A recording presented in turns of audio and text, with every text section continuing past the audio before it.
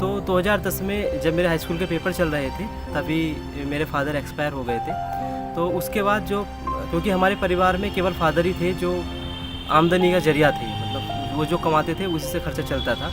तो उनके एक्सपायर होने के बाद जो कमाई का ज़रिया था वो सब ख़त्म हो चुका था। मेरी मदर थी, उन्होंने गाँव का जो प्राइमरी स्कूल है वहाँ पर वो मिड डे मील में उन्होंने खाना बनाया, तो उनको 1000 रुपये महीना वहाँ पर मिलते थे। तो इस तरह से हमारा खर्चा कुछ चलता था। तो मुझे लगा कि सिविल सर्विस एक ऐसा ज़रिया है कि जिसके लिए आपको कम संसाधन है तो भी आप क्योंकि आपकी पढ़ाई पर बेस्ड है, आप घर में बैठकर पढ़ सकते हैं। हरिद्वार मैंने एक कंपनी में भी जॉब की तो ताकि खर्चा चल सके, पढ़ाई का खर्चा निकल सके और कुछ कर सके। तो वहाँ पर मैं अच्छा खासा करता था काम। लेकिन जब मैं वहाँ से आता था कंपनी से शाम को निकल कर, तो मुझे लगता था कि यार मैं ये क्या कर रहा हूँ, मुझे तो ये पढ़ना चाहिए। तो फिर एकदम से डिसीजन लिया कि नहीं, हमें घर चलना है, हम पढ़ेंगे। तो वो जॉब छोड़ के भी फिर घर आ गए। मेरी स्थिति यह आ गई थी कि मैं घर से नहीं निकलता था केवल इस वजह से कि सब पूछते थे कि तेरा क्या हो रहा है, तूने ज़मीन भी बेच दी पढ़ाई के लिए, क्या करा, बहनों की शादी कैसे करेगा, दोनों बहनें मेरी बड़ी हैं। तो मेरे साथ सभी चीज़ें थी, मेरी मजबूरी भी थी पढ़ना। कि जब आप ऐसी स्थिति में होते हैं तो आपकी प्रॉब्लम्स ही आपका मोटिवेशन होना चाहिए।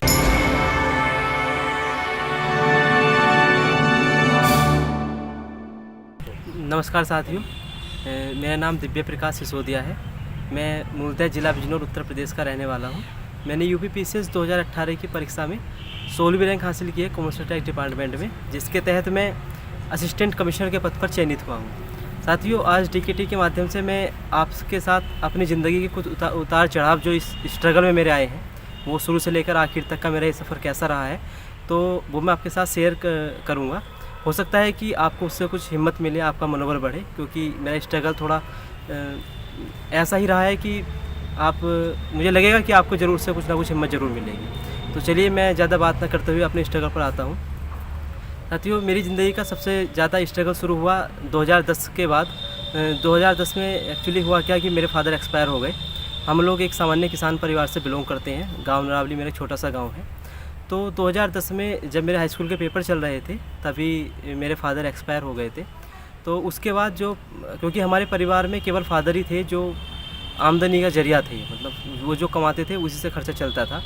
तो उनके एक्सपायर होने के बाद जो कमाई का ज़रिया था वो सब ख़त्म हो चुका था। तो अब मेरी 2 बड़ी बहनें हैं और एक मेरी मदर हैं। तो कहीं ना कहीं परिवार पर एक आर्थिक भार आ गया था और सबसे बड़ा संकट हो गया था कि अब हमारी पढ़ाई कैसे करेंगे, क्योंकि उस समय मैं 10वीं में था और 10वीं के मैंने पेपर ही दिए थे।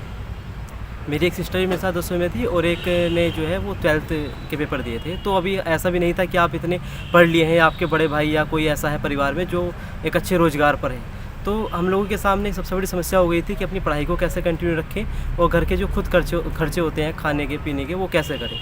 तो ऐसे समय पे ही मतलब मुझे था कि क्योंकि मेरे फादर बोलते थे कि तुमको सिविल सर्वेंट में जाना है, आईएएस बनना है, तो एक चीज़ें जो थी वो दिमाग में चलने लगी थी। हालांकि ऐसा कुछ नहीं था कि मुझे पता भी नहीं था कि आईएएस लोग होते कैसे हैं, लेकिन एक सपना सा बन गया था कि चलो फादर बोलते थे तो उसको करेंगे।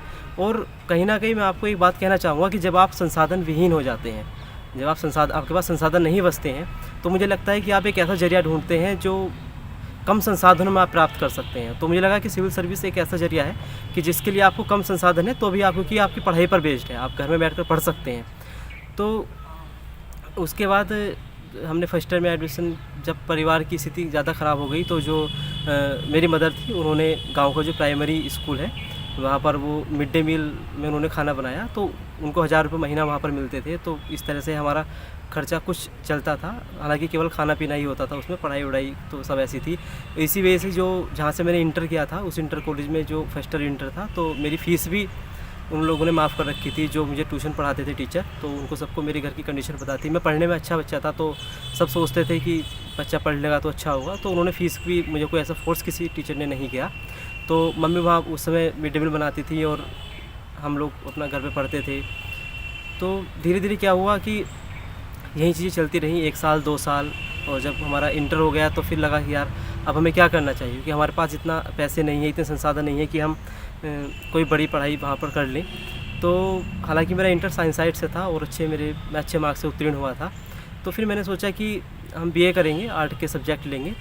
तो क्योंकि मुझे लगता था कि अगर उसके साथ साथ हमें कुछ करना भी पड़ा तो मुझे लगता है कि मैं आर्ट के सब्जेक्ट के साथ साथ अगर कुछ अलग से जॉब करूँगा तो वो मैं कर सकता हूँ हैंडल अपनी पढ़ाई के लिए भी। अगर साइंस में आप जाते हैं आगे या आप कुछ बड़ा कोर्स करते हैं तो वहाँ पर आपके पास अपॉर्चुनिटी ख़त्म हो जाती है कि आप साइड में कुछ नहीं कर सकते, जबकि मुझे उसकी नीड थी। तो 12th करने के बाद एडमिशन लिया गया, बीए में हमने एडमिशन लिया। घर की स्थिति अभी भी वैसी की वैसी बनी हुई थी, और तो एक डिसीजन ये निकल कर आया कि बीए में एडमिशन ले लिया तो हम कहीं ना कहीं कुछ काम करेंगे।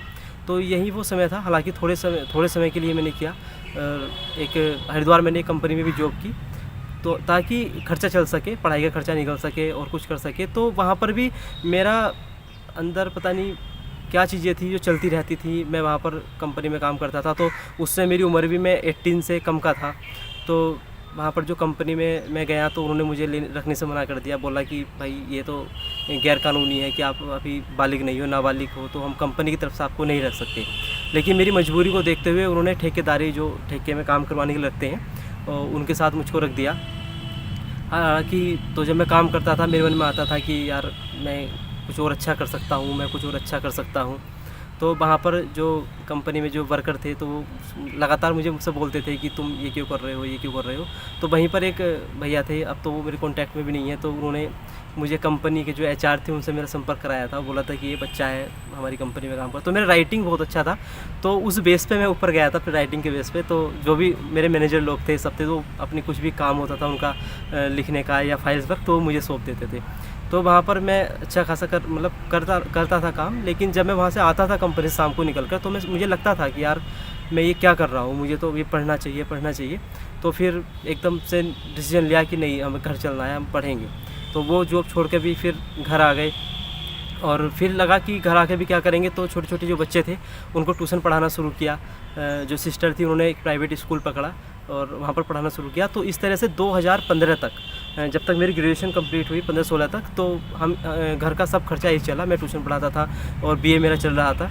तो उसी समय मन में था कि हमको सिविल सर्विस के लिए अब जाना है। हालांकि मैंने बीए जब मैं एडमिशन लिया था तो यही सोच के लिया था कि साथ साथ में मैं सिविल की तैयारी करूँगा। तो मेरे सब्जेक्ट भी हिस्ट्री और ये सब थे, तो जो मेरे लिए मददगार बने। तो 2015-16 में बहुत बड़ी समस्या आ गई कि अब आगे क्या करा जाए। अभी तक तो समय कट गया कि चलो ठीक है कि आपने मिड डे मील से खाना बना के कमा लिया, आपने ट्यूशन पढ़ा लिया, लेकिन आगे की पढ़ाई आपकी कैसे होगी, क्योंकि आपको पैसे की ज़रूरत है पढ़ाई के लिए। तो उस समय काफ़ी टफ टाइम था। तो यही था कि अब क्या करें। तो हमारे पास 2.5 बीघा ज़मीन थी। तो सबसे बड़ी समस्या ये होती है आपके पास कि जब भी आप ग्रामीण क्षेत्र में ज़मीन बेचने का नाम लेते हैं, और वो भी तब जब लोग समझते हैं कि आप इतने समझदार नहीं हो कि आप उस पैसे का कहाँ यूज करोगे या क्या करोगे, तो आपके सामने एक समाज की समस्या आती है कि आपके आसपास का समाज आपको क्या बोलेगा कि ये ज़मीन बेच रहा है, ये कर रहा है, वो कर रहा है। तो उस बड़ा असमंजस में था कि मैं क्या करूँ, कैसे करूँ। अब पैसे चाहिए तो कुछ तो करना पड़ेगा, पढ़ाई करनी है तो कुछ तो करना पड़ेगा। तो उसी समय एक प्रेरणा शक्ति मेरे साथ जुड़ी और फिर मैंने डिसीजन लिया। तो मुझे उस समय का एक बात याद है कि अल्लामा इकबाल को मैं पढ़ रहा था उस समय पे, तो उनकी 2 लाइन थी, और वो लाइन कुछ इस तरह थी कि मिटा दे अपनी हस्ती, घर कुछ मर्तबा चाहिए, कि दाना खाक में मिलकर गुले गुलजार होता है। तो मुझे लगा कि यार जब तक बीज मिट्टी में नहीं मिलेगा तो मुझे लगता है कि वो कभी भी उस पर फूल नहीं आएंगे। तो मुझे लगा कि अब मेरे मिट्टी में मिलने का समय आ चुका है। तो फिर मैंने बिल्कुल भी देर नहीं लगाई और लगातार ये किया कि मैं अपना ज़मीन बेच दी मैंने, और 1.25 बीघे ज़मीन मैंने अपनी बेच दी ताकि मैं अपनी पढ़ाई को कंटिन्यू रख सकूं। और जब आप अपने निर्णय पर ज़मीन बेच देते हैं पढ़ाई के लिए, तो मुझे लगता है आपका प्रेशर डबल हो जाता है, क्योंकि आपको फिर लोगों को जवाब देना होता है कि अगर आप सक्सेस नहीं हुए तो आप क्या जवाब देंगे कि आपने ज़मीन भी बेच दी। और मैं आपको बता रहा हूँ ये समस्या सभी के साथ होगी या मेरे साथ ही सब होती है ऐसा, कि जो आपके आसपास का समाज होता है वो आपकी इन चीज़ों को नहीं समझ पाता, उसको लगता है। और ये मैं बता रहा हूँ कि मेरे साथ भी ऐसा हुआ, लोग बोलते थे कि इसने ज़मीन बेच दी, ये पता नहीं क्या करेगा, क्योंकि 2016 से 2020 आ चुका था, 4 साल का समय हो चुका था।